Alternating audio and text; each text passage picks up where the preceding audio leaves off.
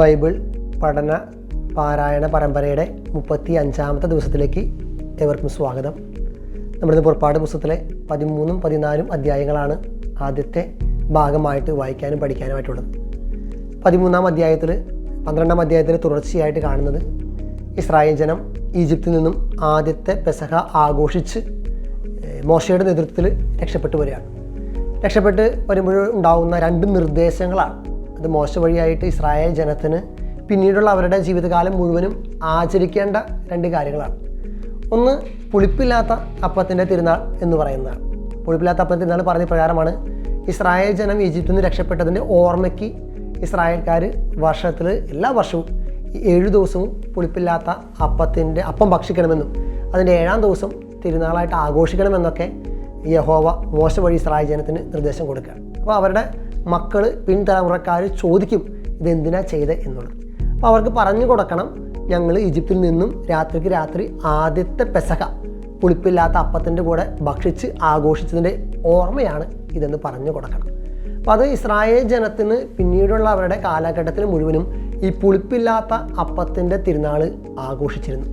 ആദ്യത്തെ പെസഹ പുളിപ്പില്ലാത്ത അപ്പത്തിൻ്റെ കൂടെ ആഘോഷിക്കാനുള്ള കാരണം ചിലപ്പോൾ നിങ്ങൾക്കറിയാം, അതൊരു തിടുക്കത്തിലുള്ള ഒരു ആചരണമായിരുന്നു. മാവ് പുളിപ്പിനോടൊപ്പം വെച്ച് കഴിഞ്ഞാൽ, കുഴച്ച് വെച്ച് കഴിഞ്ഞാൽ പുളിപ്പ് എല്ലായിടത്തും എത്താനായിട്ട് സമയം പിടിക്കും, നേരം വിളിക്കണം.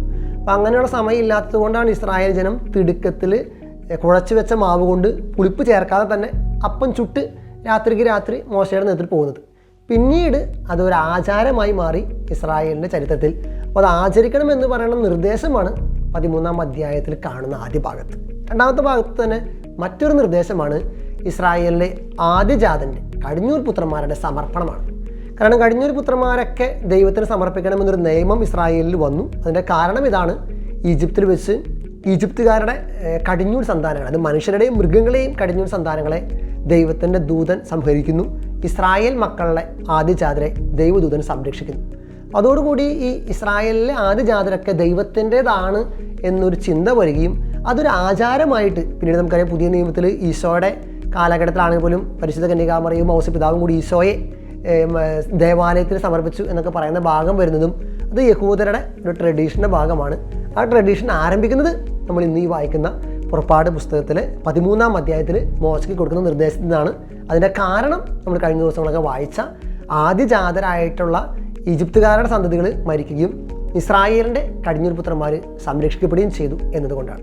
ഈ പറയുന്ന നിർദ്ദേശത്തിൽ ഇങ്ങനെയാണ് പറയുന്നത്, മോശയുടെ അടുത്ത് പറയുന്നത്, ഇസ്രായേലിൻ്റെ ആദ്യജാതർ, അത് മനുഷ്യന്മാരുടെ മാത്രമല്ല മൃഗങ്ങളുടെയും മറ്റ് കാളക്കുട്ടിയുടെയും കഴുതയുടെയും ഒക്കെ എന്തായാലും ആദ്യജാതർ കർത്താവിനുള്ളതാണ് എന്നുള്ളതാണ് ഇസ്രായേൽക്കാരുടെ പൊതുവായിട്ടുള്ള വിശ്വാസം.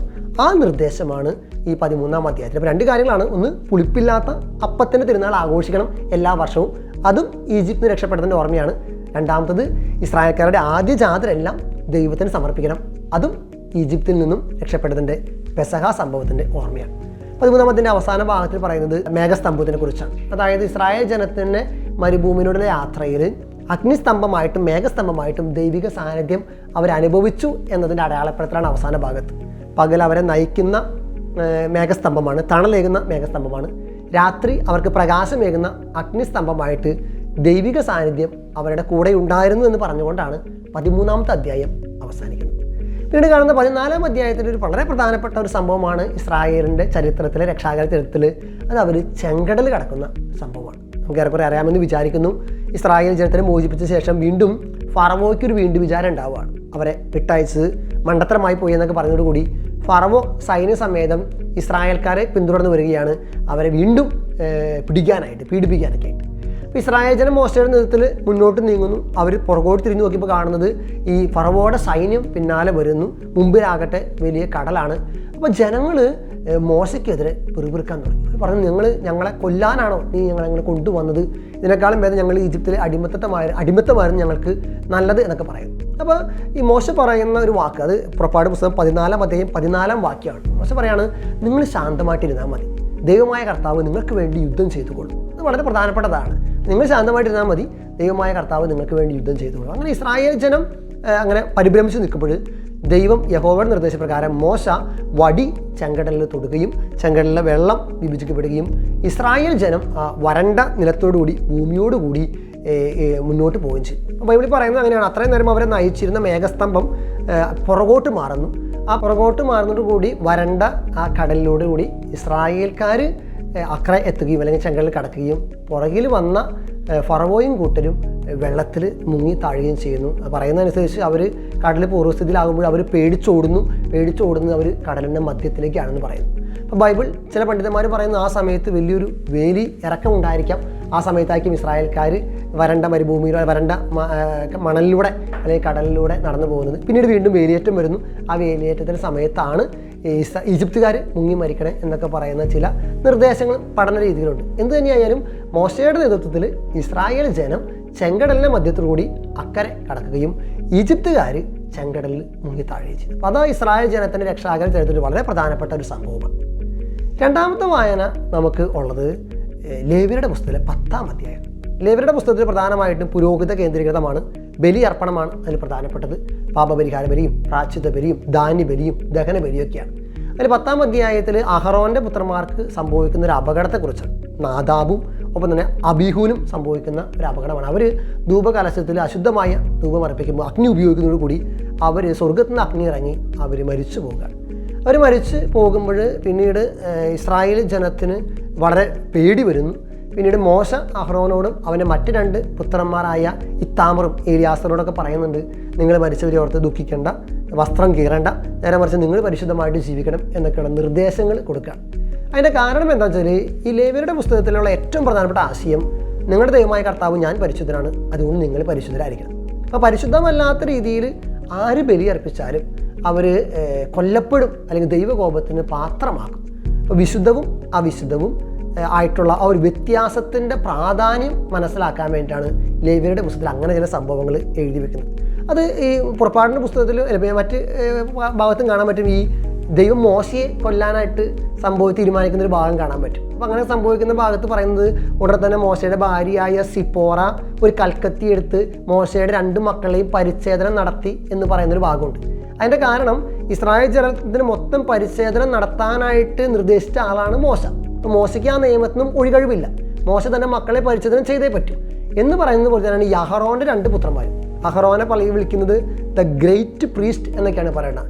ഹ ഗദോൽ ഹ കോഹേൻ എന്നൊക്കെയാണ് ഹീബ്രുവിൽ പറയുക. The greatest priest. അവൻ്റെ 2 മക്കളാണ് അശുദ്ധമായ ബലിയർപ്പിച്ചത് മൂലം ദൈവകോപത്തിന് പാത്രമാവുകയും മരിച്ചു പോകുന്നു. കാരണം ഇത്രയേ ഉള്ളൂ, ദൈവത്തിൻ്റെ മുമ്പിൽ ദൈവത്തിൻ്റെ നിയമങ്ങൾ പാലിക്കാത്തവരെല്ലാവരും അശുദ്ധമാണ് അല്ലെങ്കിൽ മരണത്തിന് വിധിക്കപ്പെട്ടവരാണ് എന്നുള്ളൊരു സന്ദേശമാണ് അതിലൂടെ കിട്ടുന്നത്. പിന്നീട് മോശ ഇസ്രായേൽ ജനത്തിന് വേണ്ടിയിട്ട് ഈ ഇത്താമറിനോടും അഹറോൻ്റെ മകനായ എലിയാസറിനോടൊക്കെ ചില നിർദ്ദേശങ്ങൾ കൊടുക്കുന്നു. നിങ്ങൾ പാപ പരിഹാര ബലി അർപ്പിക്കുമ്പോഴാകട്ടെ, നിങ്ങൾ ദഹന ബലി അർപ്പിക്കുമ്പോഴാകട്ടെ ശ്രദ്ധിക്കേണ്ടതായിട്ടുള്ള ചില നിർദ്ദേശങ്ങൾ. സമാഗമ കൂടാരത്തിലേക്ക് വന്നുകൊണ്ട് വിശുദ്ധ സ്ഥലത്തേക്ക് വന്നുകൊണ്ട് വേണം ബലിവസ്തു ഭക്ഷിക്കാനായിട്ടെന്നും രക്തം ഭക്ഷിക്കരുതെന്നും എന്നൊക്കെ പറയുന്ന ചില നിർദ്ദേശങ്ങളാണ്. അപ്പോൾ അതനുസരിച്ച് അവർ ജീവിക്കാനായിട്ട് തയ്യാറാവണം. അപ്പോഴാണ് കാണുന്നത് ഈ ദഹന ബലിക്കുള്ള കോലാടിനെ കാണുന്നില്ല. അപ്പോൾ അത് സമാഗമ കൂടാരത്തിൽ വിശുദ്ധ സ്ഥലത്തിന് പുറത്ത് വെച്ച് ഭക്ഷിച്ചു എന്ന് മനസ്സിലാകുന്നു. അപ്പോൾ മോശ അവരെടുത്ത് തിരുത്തി കൊടുക്കുന്നു. അതായത് നിയമങ്ങൾ കൃത്യമായിട്ട് ബലി അർപ്പിക്കുമ്പോൾ ചെയ്യേണ്ടത് പാലിക്കണം എന്നുള്ളതാണ്. അപ്പോൾ വീണ്ടും അഹറോൻ മോശയുടെ അടുത്ത് ചോദിക്കുന്നുണ്ട്, ഞാനിതൊക്കെ ചെയ്തിട്ടും എനിക്ക് എന്താണ് ഇങ്ങനെ സംഭവിക്കണേ എന്നിങ്ങനെ അഹറോൻ നെടുവീർപ്പിട്ടുകൊണ്ട് ഞാൻ പാപ പരിഹാര ബലിയും ഞാൻ ദഹന ബലിയും അർപ്പിച്ചിട്ടും എന്തുകൊണ്ട് എനിക്കിങ്ങനെ സംഭവിക്കുന്നു എന്നുള്ള രീതിയിലൊക്കെ അഹറോൻ മോശയുടെ അടുത്ത് ചോദിക്കുന്നതോടു കൂടിയാണ് ഈ പറഞ്ഞ 10-ാം അധ്യായം അവസാനിക്കുന്നത്. അപ്പോൾ ശ്രദ്ധിക്കേണ്ട കാര്യത്തിലുള്ളൂ, ബലിയർപ്പണത്തിൻ്റെ പ്രാധാന്യവും വിശുദ്ധവും അവിശുദ്ധവുമായിട്ടുള്ള ആ വ്യത്യസ്തത മനസ്സിലാക്കത്തക്ക രീതിയിൽ, അതിൻ്റെ പ്രാധാന്യം മനസ്സിലാക്കത്തക്ക രീതിയിൽ എഴുതി വെച്ച ചില സംഭവങ്ങളാണ് ലേവ്യരുടെ പുസ്തകം 10-ാം അധ്യായം. സങ്കീർത്തനം 53-ാമത്തെ അധ്യായമാണ് വായിക്കുന്നതിൻ്റെ 3-ാമത്തെ ഭാഗം. അതിൽ പറയുന്ന പ്രകാരമാണ് ദൈവനിഷേധത്തിൻ്റെ മൗഢ്യം, ഭോഷത്വമാണ് അതിൻ്റെ ഹെഡിങ് തന്നെ. കാരണം ഇത്രയേ ഉള്ളൂ, നമ്മൾ ഈ ലേവ്യരുടെ പുസ്തകത്തിൽ കാണുന്നത് ദൈവത്തിൻ്റെ നിയമങ്ങളെ അല്പമായി കണക്കാക്കിയ ചില മനുഷ്യന്മാർക്ക് സംഭവിച്ച അപകടം അല്ലെങ്കിൽ ദുർമരണമാണ് ലേവ്യരുടെ പുസ്തകത്തിൽ. അതിനോട് ചില ഓർമ്മപ്പെടുത്തലാണ് സത്യം പറഞ്ഞാൽ സങ്കീർത്തനം 53-ാം അധ്യായത്തിൽ. മുകളിലൊരു ദൈവമില്ല എന്ന് ഭോഷൻ തൻ്റെ ഹൃദയത്തിൽ പറഞ്ഞു എന്നൊക്കെ പറഞ്ഞുകൊണ്ടാണ് ആ വരികൾ തുടങ്ങുന്നത് തന്നെ. പിന്നീട് പറയുന്നുണ്ട്, ദൈവം സ്വർഗത്തിൽ നോക്കി താഴെ ഒരാളെയും ജ്ഞാനമുള്ള ഒരാളെയും കാണുന്നില്ല, നന്മ പ്രവർത്തിക്കുന്നവൻ ആരുമില്ല, അധർമ്മം വർദ്ധിച്ചിരിക്കുന്നു, ദൈവം അധർമ്മികളെ ചിതറിച്ച് കളഞ്ഞിരുന്നു എന്നൊക്കെ പറഞ്ഞുകൊണ്ടുള്ള സങ്കീർത്തനത്തിൻ്റെ ഭാഗമാണ്. എന്നിട്ട് വീണ്ടും അത് അവസാനിപ്പിക്കുന്നത് ഇങ്ങനെയാണ്: എങ്കിലും രക്ഷ സിയോനിൽ നിന്നും വന്നിരുന്നെങ്കിൽ. സിയോൻ എന്ന് പറഞ്ഞാൽ ജെറുസലേമാണ്. ജെറുസലേമിൽ നിന്നും ജ്ഞാനമുള്ള രക്ഷപ്പെടുത്താനായിട്ടുള്ള ഒരാൾ വന്നിരുന്നെങ്കിൽ എന്ന് പറഞ്ഞുകൊണ്ടുള്ള സങ്കീർത്തകൻ്റെ ഒരു നെടുവീർപ്പോട് കൂടിയാണ് ആ ഭാഗം അവസാനിക്കുന്നത്. നമുക്ക് ശ്രദ്ധയോടുകൂടി ഈ വചനഭാഗങ്ങൾ വായിക്കാം, ധ്യാനിക്കാം, പഠിക്കാം. പുറപ്പാട് അധ്യായം 13. കർത്താവ് മോശയോട് കൽപ്പിച്ചു, ഇസ്രായേലിലെ ആദിജാതരെയെല്ലാം എനിക്കായി സമർപ്പിക്കുക. മനുഷ്യരുടെയും മൃഗങ്ങളുടെയും കടിഞ്ഞൂലുകൾ എനിക്കുള്ളതാണ്. മോശ ജനത്തോട് പറഞ്ഞു, അടിമത്തത്തിന്റെ നാടായ ഈജിപ്തിൽ നിന്ന് പുറത്തു വന്ന ഈ ദിവസം നിങ്ങൾ അനുസ്മരിക്കണം. കർത്താവാണ് തന്റെ ശക്തമായ കരത്താൽ നിങ്ങളെ അവിടെ നിന്ന് മോചിപ്പിച്ചത്. ഈ ദിവസം ആരും പുളിപ്പുള്ള അപ്പം ഭക്ഷിക്കരുത്. ആബീബ് മാസത്തിലെ ഈ ദിവസമാണ് നിങ്ങൾ പുറപ്പെട്ടത്. കാനാന്യർ, ഹിത്യർ, അമോര്യർ, ഹിവ്യർ, ജബൂസ്യർ എന്നിവരുടെ നാട്ടിലേക്ക് നിങ്ങൾക്ക് നൽകാമെന്ന് കർത്താവ് നിങ്ങളുടെ പിതാക്കന്മാരോട് വാഗ്ദാനം ചെയ്ത തേനും പാലുമൊഴുകുന്ന ദേശത്തേക്ക് അവിടുന്ന് നിങ്ങളെ പ്രവേശിപ്പിച്ച് കഴിയുമ്പോൾ ഈ മാസത്തിൽ ഈ കർമ്മം നിങ്ങൾ അനുഷ്ഠിക്കണം. നിങ്ങൾ 7 ദിവസത്തേക്ക് പുളിപ്പില്ലാത്ത അപ്പം ഭക്ഷിക്കണം. 7-ാം ദിവസം കർത്താവിൻ്റെ തിരുനാളായി ആചരിക്കണം. 7 ദിവസത്തേക്ക് പുളിപ്പില്ലാത്ത അപ്പമേ ഭക്ഷിക്കാവൂ. പുളിപ്പുള്ള അപ്പം നിങ്ങളുടെ പക്കൽ കാണരുത്. പുളിമാവ് നിങ്ങളുടെ നാട്ടിലെങ്ങും ഉണ്ടായിരിക്കരുത്. ആ ദിവസം നിന്റെ മകനോട് പറയണം, ഈജിപ്തിൽ നിന്ന് ഞാൻ പുറത്തു പോന്നപ്പോൾ കർത്താവ് എനിക്ക് വേണ്ടി പ്രവർത്തിച്ചതിൻ്റെ ഓർമ്മയ്ക്കായിട്ടാണിത്. ഇത് നിന്റെ ഭുജത്തിൽ ഒരടയാളവും നെറ്റിയിൽ ഒരു സ്മാരകവുമെന്ന പോലെ ആയിരിക്കണം. അങ്ങനെ കർത്താവിൻ്റെ നിയമം എപ്പോഴും നിന്റെ അധരത്തിലുണ്ടായിരിക്കട്ടെ. എന്തെന്നാൽ ശക്തമായ കരത്താലാണ് കർത്താവ് നിങ്ങളെ ഈജിപ്തിൽ നിന്ന് മോചിപ്പിച്ചത്. വർഷം തോറും നിശ്ചിത സമയത്ത് ഇതാചരിക്കണം. നിങ്ങളോടും നിങ്ങളുടെ പിതാക്കന്മാരോടും വാഗ്ദാനം ചെയ്തതുപോലെ കർത്താവ് നിങ്ങളെ കാനാൻ ദേശത്ത് പ്രവേശിപ്പിക്കുകയും അവിടം നിങ്ങൾക്ക് നൽകുകയും ചെയ്യുമ്പോൾ നിങ്ങളുടെ എല്ലാ ആദ്യജാതരെയും കർത്താവിന് സമർപ്പിക്കണം. മൃഗങ്ങളുടെ കടിഞ്ഞൂലുകളിലും ആൺകുട്ടികൾ കർത്താവിനുള്ളവയായിരിക്കും. എന്നാൽ ഒരു ആട്ടിൻകുട്ടിയെ പകരം കൊടുത്ത് കഴുതയുടെ കടിഞ്ഞൂലിനെ വീണ്ടെടുക്കാം. വീണ്ടെടുക്കുന്നില്ലെങ്കിൽ അതിൻ്റെ കഴുത്ത് ഞെരിച്ച് കൊന്നുകളയണം. നിങ്ങളുടെ മക്കളിൽ ആദ്യജാതരെയെല്ലാം വീണ്ടെടുക്കണം. ഇതിൻ്റെ അർത്ഥമെന്താണെന്ന് പിൽക്കാലത്ത് നിന്റെ മകൻ ചോദിച്ചാൽ നീ പറയണം, അടിമത്തത്തിൻ്റെ നാടായ ഈജിപ്തിൽ നിന്ന് കർത്താവ് തന്റെ ശക്തമായ കരത്താൽ നമ്മെ മോചിപ്പിച്ചു. നമ്മെ വിട്ടയക്കാൻ ഫറവോ വിസമ്മതിച്ചപ്പോൾ ഈജിപ്തിലെ ആദ്യജാതരെ, മനുഷ്യരുടെയും മൃഗങ്ങളുടെയും കടിഞ്ഞൂലുകളെയെല്ലാം കർത്താവ് സംഹരിച്ചു. അതിനാലാണ് മൃഗങ്ങളുടെ കടിഞ്ഞൂലുകളിൽ ആൺകുട്ടികളെയെല്ലാം ഞാൻ കർത്താവിന് ബലിയർപ്പിക്കുന്നത്. എന്നാൽ എന്റെ കടിഞ്ഞൂൽ പുത്രന്മാരെ ഞാൻ വീണ്ടെടുക്കുന്നു. ഇത് നിന്റെ ഭുജത്തിൽ ഒരടയാളവും നെറ്റിയിൽ ഒരു സ്മാരകവുമെന്ന പോലെ ആയിരിക്കണം. എന്തെന്നാൽ തന്റെ ശക്തമായ കരത്താൽ കർത്താവ് നമ്മെ ഈജിപ്തിൽ നിന്ന് പുറത്തേക്ക് കൊണ്ടുവന്നു. ഫറവോ ജനത്തെ വിട്ടയച്ചപ്പോൾ ഫിലിസ്ത്യരുടെ ദേശത്തു കൂടിയുള്ള വഴിയായിരുന്നു എളുപ്പമെങ്കിലും അതിലെയല്ല ദൈവം അവരെ നയിച്ചത്. കാരണം യുദ്ധം ചെയ്യേണ്ടി വരുമോ എന്ന് ഭയപ്പെട്ട് മനസ്സുമാറി ജനം ഈജിപ്തിലേക്ക് മടങ്ങിയേക്കുമെന്ന് അവിടുന്ന് വിചാരിച്ചു. ദൈവം ജനത്തെ മരുഭൂമിയിലുള്ള വഴിയിലേക്ക് തിരിച്ചുവിട്ട് ചെങ്കടലിന് നേരെ നയിച്ചു. അവർ ഈജിപ്തിൽ നിന്ന് പുറത്തേക്ക് പോയത് ആയുധധാരികളായിട്ടാണ്. ജോസഫ് ഇസ്രായേൽക്കാരെ കൊണ്ട് സത്യം ചെയ്യിച്ചിരുന്നതനുസരിച്ച് മോശ ജോസഫിന്റെ അസ്ഥികളും കൂടെ കൊണ്ടുപോയി. ജോസഫ് അവരോട് പറഞ്ഞിരുന്നു, ദൈവം തീർച്ചയായും നിങ്ങളെ സന്ദർശിക്കും. അപ്പോൾ എൻ്റെ അസ്ഥികൾ ഇവിടെ നിന്ന് നിങ്ങളുടെ കൂടെ കൊണ്ടുപോകണം. അവർ സുക്കോത്തിൽ നിന്ന് മുൻപോട്ട് നീങ്ങി മരുഭൂമിയുടെ അരികിലുള്ള ഏത്താമിൽ കൂടാരമടിച്ചു. അവർക്ക് രാവും പകലും യാത്ര ചെയ്യാനാവും വിധം പകൽ വഴി കാട്ടാൻ ഒരു മേഘസ്തംഭത്തിലും രാത്രിയിൽ പ്രകാശം നൽകാൻ ഒരു അഗ്നിസ്തംഭത്തിലും കർത്താവ് അവർക്ക് മുൻപേ പോയിരുന്നു. പകൽ മേഘസ്തംഭമോ രാത്രി അഗ്നിസ്തംഭമോ അവരുടെ മുൻപിൽ നിന്ന് മാറിയില്ല. അധ്യായം 14. കർത്താവ് മോശയോട് അരുളി ചെയ്തു, ഇസ്രായേൽക്കാരോട് പറയുക, നിങ്ങൾ പിന്തിരിഞ്ഞ് പിഹഹിറോത്തിന് മുൻപിൽ മിഗ്ദോലിനും കടലിനും മധ്യേ ബാൽസെഫോന്റെ എതിർവശത്ത് പാളയമടിക്കുവിൻ. പാളയമടിക്കുന്നത് കടലിനടുത്തായിരിക്കണം. അപ്പോൾ ഫറവോ ഇസ്രായേൽക്കാരെ കുറിച്ച് പറയും, അവർ ഇതാ നാട്ടിൽ അലഞ്ഞു തിരിയുന്നു, മരുഭൂമി അവരെ കുടുക്കിലാക്കിയിരിക്കുന്നു. ഇസ്രായേൽക്കാരെ അനുധാവനം ചെയ്യത്തക്ക വിധം ഫറവോയെ ഞാൻ കഠിനചിത്തനാക്കും. ഫറവോയുടെയും അവന്റെ സൈന്യങ്ങളുടെയും മേൽ ഞാൻ മഹത്വം വരിക്കും. ഞാനാണ് കർത്താവ് എന്ന് അപ്പോൾ ഈജിപ്തുകാർ മനസ്സിലാക്കും. കർത്താവ് പറഞ്ഞതുപോലെ ഇസ്രായേൽക്കാർ പ്രവർത്തിച്ചു. ഇസ്രായേൽക്കാർ പോയ വിവരം ഈജിപ്ത് രാജാവ് അറിഞ്ഞപ്പോൾ അവനും സേവകർക്കും അവരോടുണ്ടായിരുന്ന മനോഭാവം മാറി. അവർ പറഞ്ഞു, നാം എന്താണ് ഈ ചെയ്തത്? നമ്മുടെ അടിമകളായ ഇസ്രായേൽക്കാരെ വിട്ടയച്ചിരിക്കുന്നു. ഫറവോ തന്റെ രഥമൊരുക്കി സൈന്യങ്ങളെ സജ്ജമാക്കി. ഏറ്റവും മികച്ച 600 രഥങ്ങളും ഈജിപ്തിലെ മറ്റെല്ലാ രഥങ്ങളും അവയുടെ നായകന്മാരെയും അവൻ കൂടെ കൊണ്ടുപോയി. ഈജിപ്തിലെ രാജാവായ ഫറവോയെ കർത്താവ് കഠിനചിത്തനാക്കി. ധൈര്യപൂർവ്വം മുന്നോട്ട് പോയിക്കൊണ്ടിരുന്ന ഇസ്രായേൽക്കാരെ ഈജിപ്തുകാർ പിന്തുടർന്നു.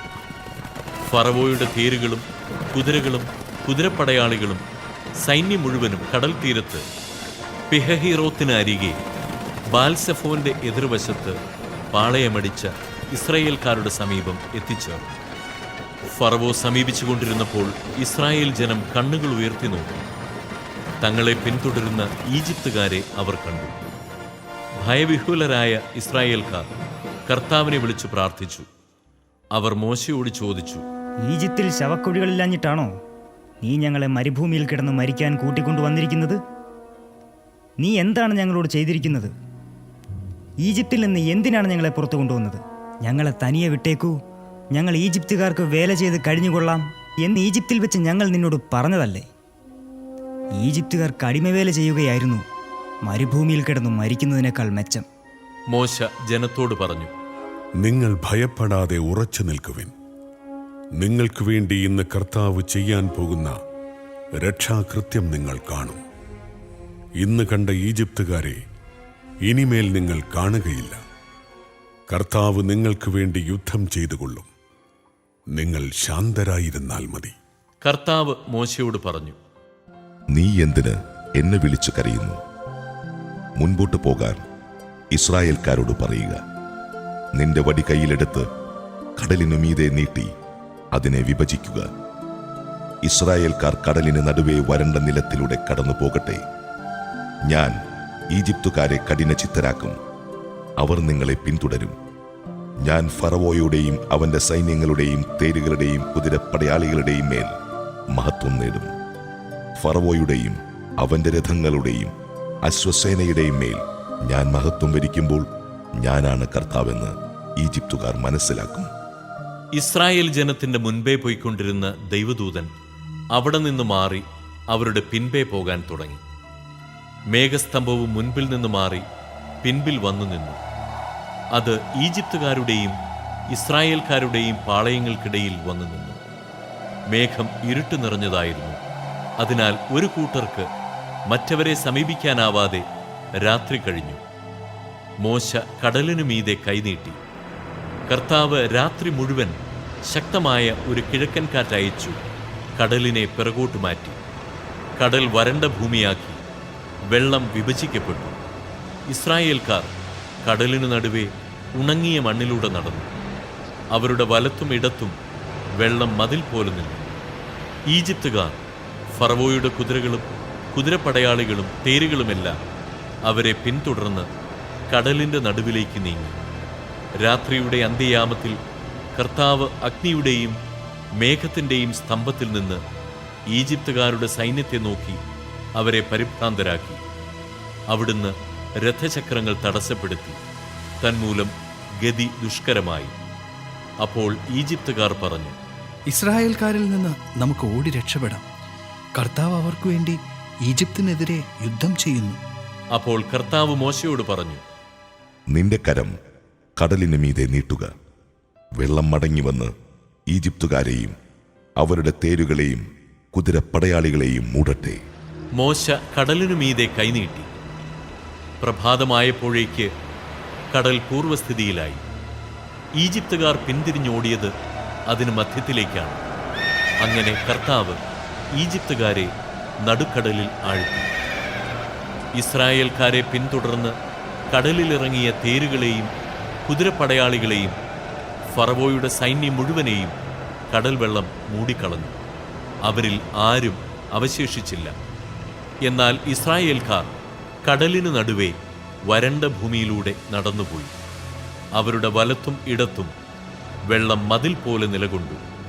അങ്ങനെ ആ ദിവസം കർത്താവ് ഇസ്രായേൽക്കാരെ ഈജിപ്തുകാരിൽ നിന്ന് രക്ഷിച്ചു. ഈജിപ്തുകാർ കടൽ തീരത്ത് മരിച്ചു കിടക്കുന്നത് ഇസ്രായേൽക്കാർ കണ്ടു. കർത്താവ് ഈജിപ്തുകാർക്കെതിരെ ഉയർത്തിയ ശക്തമായ കരം ഇസ്രായേൽക്കാർ കണ്ടു. ജനം കർത്താവിനെ ഭയപ്പെട്ടു.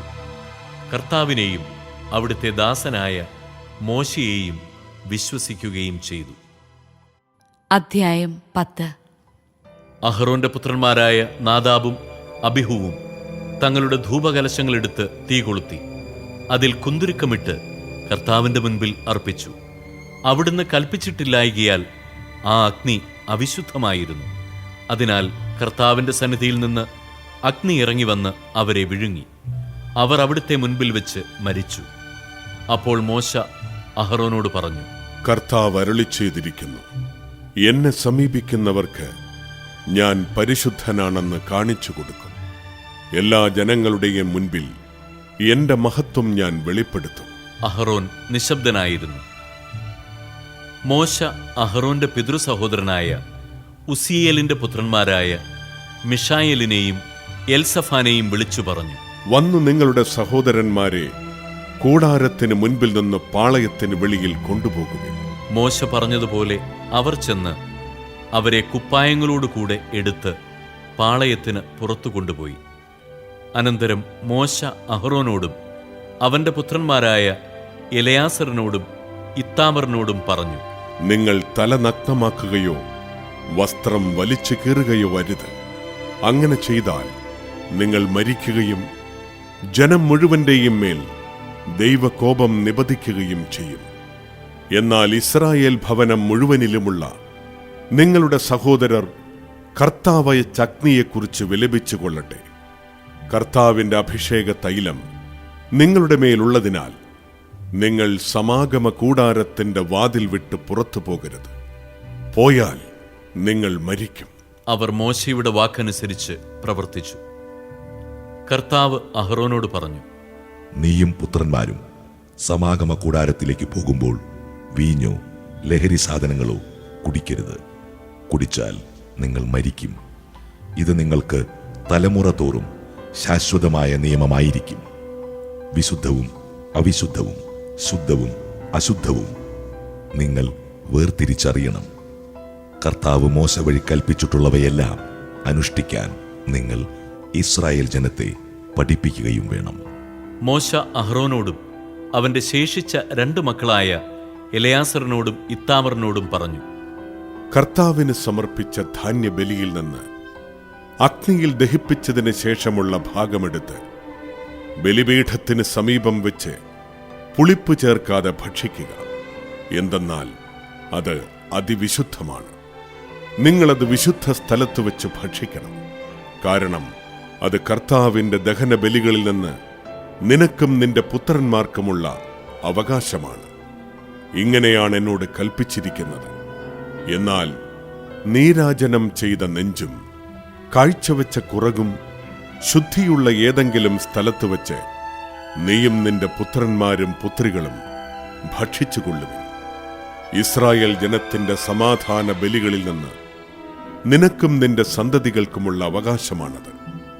അർപ്പിക്കാനുള്ള കുറകും നീരാജനം ചെയ്യാനുള്ള നെഞ്ചും ദഹനബലിക്കുള്ള മേധസ്സോടുകൂടെ അവർ കർത്താവിന്റെ മുൻപിൽ നീരാജനം ചെയ്യാൻ കൊണ്ടുവരണം. കർത്താവ് കൽപ്പിച്ചിട്ടുള്ളതുപോലെ നിനക്കും നിന്റെ മക്കൾക്കും നിത്യമായി നൽകിയിരിക്കുന്ന അവകാശമാണത്. അനന്തരം മോശ പാപപരിഹാര ബലിക്കുള്ള കോലാടിനെ അന്വേഷിച്ചപ്പോൾ അത് ദഹിപ്പിക്കപ്പെട്ടിരിക്കുന്നതായി കണ്ടു. അവൻ അഹ്റോന്റെ ശേഷിച്ച പുത്രന്മാരായ എലയാസറിനോടും ഇത്താമറിനോടും കോപത്തോടെ പറഞ്ഞു, നിങ്ങൾ എന്തുകൊണ്ട് പാപപരിഹാര ബലി വിശുദ്ധ സ്ഥലത്ത് വച്ച് ഭക്ഷിച്ചില്ല? അത് അതിവിശുദ്ധവും സമൂഹത്തിന്റെ കുറ്റം വഹിക്കാനും കർത്താവിന്റെ മുൻപിൽ അവർക്ക് വേണ്ടി പരിഹാരമനുഷ്ഠിക്കാനുമായി നിങ്ങൾക്ക് തന്നിരുന്നതുമാണല്ലോ. അതിന്റെ രക്തം നിങ്ങൾ കൂടാരത്തിനകത്ത് കൊണ്ടുവന്നില്ല. ഞാൻ നിങ്ങളോട് കൽപ്പിച്ചിരുന്നതുപോലെ നിങ്ങളത് വിശുദ്ധ സ്ഥലത്ത് വച്ച് തന്നെ ഭക്ഷിക്കേണ്ടതായിരുന്നു. അപ്പോൾ അഹ്റോൻ മോശയോട് പറഞ്ഞു, ഇതാ, ഇന്നവർ തങ്ങളുടെ ദഹനബലിയും പാപപരിഹാര ബലിയും കർത്താവിന്റെ സന്നിധിയിൽ അർപ്പിച്ചിരിക്കുന്നു. എന്നിട്ടും ഇവയൊക്കെ എനിക്ക് സംഭവിച്ചു. ഞാനിന്ന് പാപപരിഹാര ബലി ഭക്ഷിച്ചിരുന്നുവെങ്കിൽ കർത്താവിന്റെ ദൃഷ്ടിയിൽ അത് സ്വീകാര്യമാകുമായിരുന്നു. അത് കേട്ടപ്പോൾ മോശയ്ക്ക് തൃപ്തിയായി. ദൈവമില്ലാത്തവന് മനുഷ്യനുമില്ല എന്ന സത്യം അനുസ്മരിപ്പിക്കുകയാണ് 53-ാം സങ്കീർത്തനം. നിരീശ്വരന്റെ മനുഷ്യസ്നേഹം മനുഷ്യനെ തിന്നൊടുക്കാൻ വേണ്ടി മാത്രമാണ്. നിരീശ്വരത്വം പ്രചരിപ്പിക്കുന്ന വ്യക്തികൾക്കും പ്രസ്ഥാനങ്ങൾക്കും വേണ്ടി പ്രാർത്ഥിക്കാം.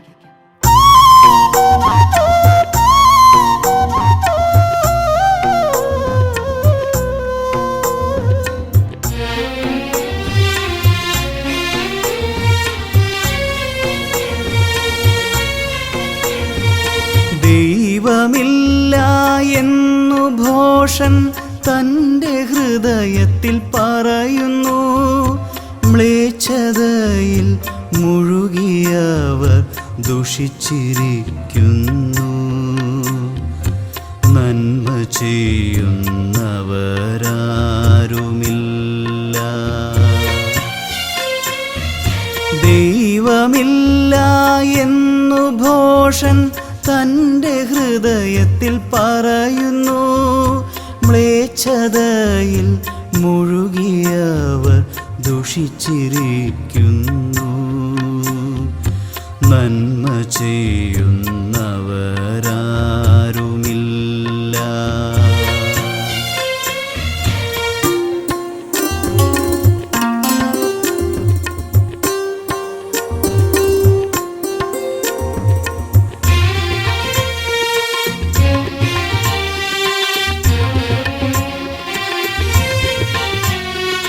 ദൈവം സ്വർഗത്തിൽ നിന്നു മനുഷ്യമക്കളെ നോക്കുന്നു.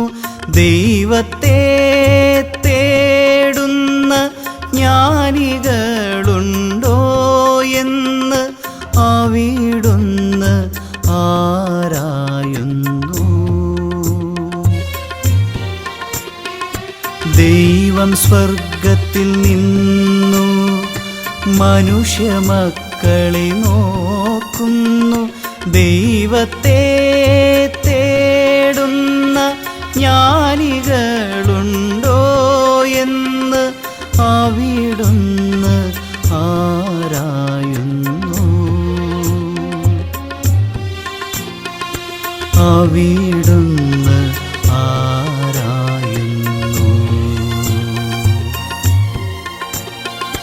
ദൈവമില്ല എന്നു ഭോഷൻ തൻ്റെ ഹൃദയത്തിൽ പറയുന്നു.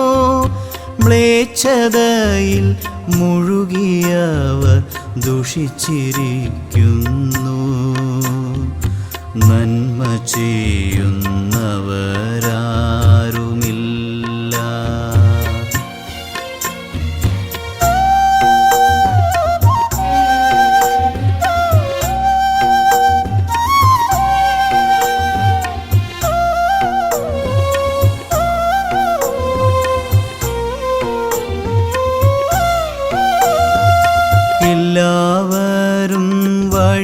തെറ്റി ഒന്നുപോലെ ദുഷിച്ചു പോയി. നന്മ ചെയ്യുന്നവനില്ല, ഒരുവൻ പോലുമില്ല, ഒരുവൻ പോലുമില്ല.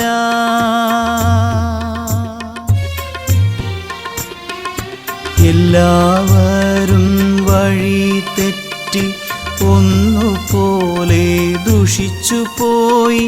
നന്മ ചെയ്യുന്നവനില്ല, ഒരുവൻ പോലുമില്ല, ഒരുവൻ പോലുമില്ല.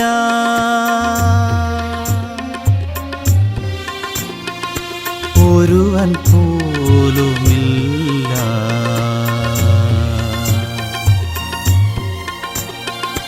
ദൈവമില്ല എന്നു ഭോഷൻ തൻ്റെ ഹൃദയത്തിൽ പറയുന്നു. മ്ലേച്ഛതയിൽ മുഴുകിയവർ ദുഷിച്ചിരിക്കുന്നു. നന്മ ചെയ്യുന്നവരാരുമില്ല.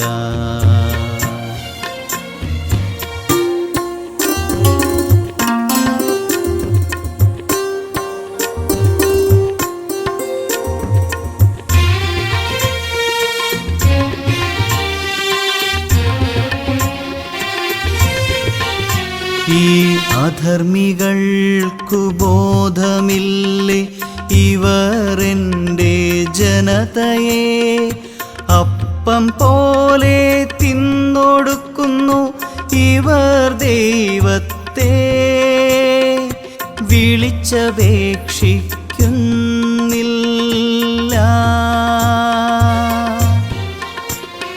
ഈ അധർമ്മികൾക്കു ബോധമില്ലേ, ഇവർ എൻ്റെ ജനതയെ അപ്പം പോലെ തിന്നൊടുക്കുന്നു. ഇവർ ദൈവത്തെ വിളിച്ചപേക്ഷിക്കുന്നില്ല, വിളിച്ചപേക്ഷിക്കുന്നില്ല. ദൈവമില്ല എന്നു ഭോഷൻ തൻ്റെ ഹൃദയത്തിൽ പറയുന്നു. മ്ലേച്ഛതയിൽ മുഴുകിയവർ ദുഷിച്ചിരിക്കുന്നു. നന്മ ചെയ്യുന്നവരാരുമില്ല.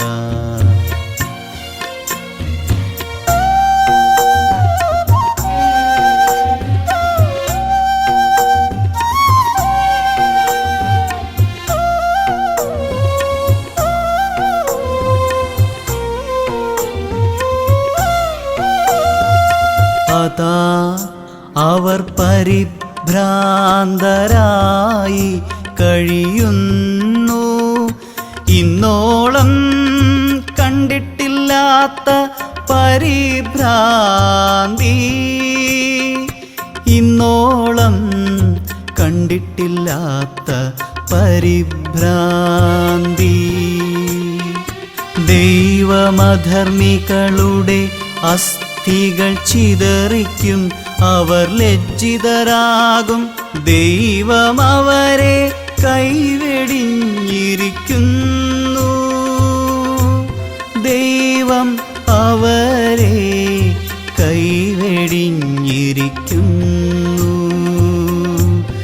ദൈവം അവരെ കൈവെടിഞ്ഞിരിക്കുന്നു.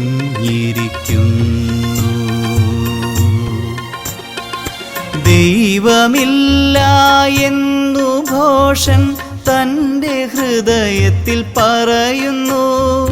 മ്ലേച്ഛതയിൽ മുഴുകിയവർ ദുഷിച്ചിരിക്കുന്നു. നന്മ ചെയ്യുന്നവരാരുമില്ല.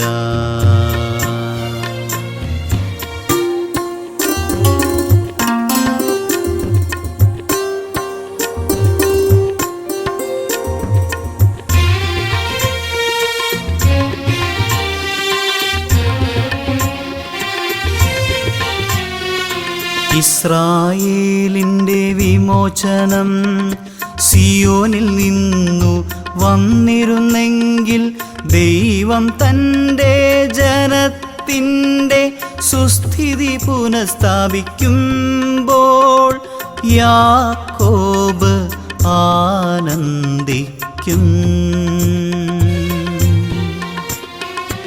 ഇസ്രായേലിൻ്റെ വിമോചനം സിയോനിൽ നിന്നു വന്നിരുന്നെങ്കിൽ ദൈവം തൻ്റെ ജനത്തിൻ്റെ സുസ്ഥിതി പുനഃസ്ഥാപിക്കുമ്പോൾ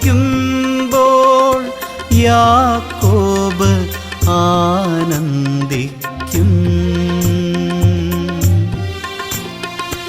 ഇസ്രായേൽ സന്തോഷിക്കും.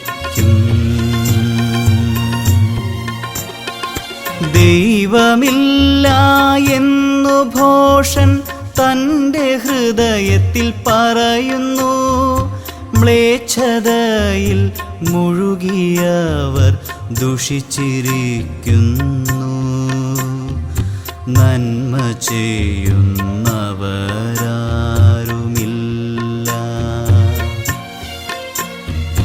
ദൈവമില്ല എന്നു ഭോഷൻ തൻ്റെ ഹൃദയത്തിൽ പറയുന്നു.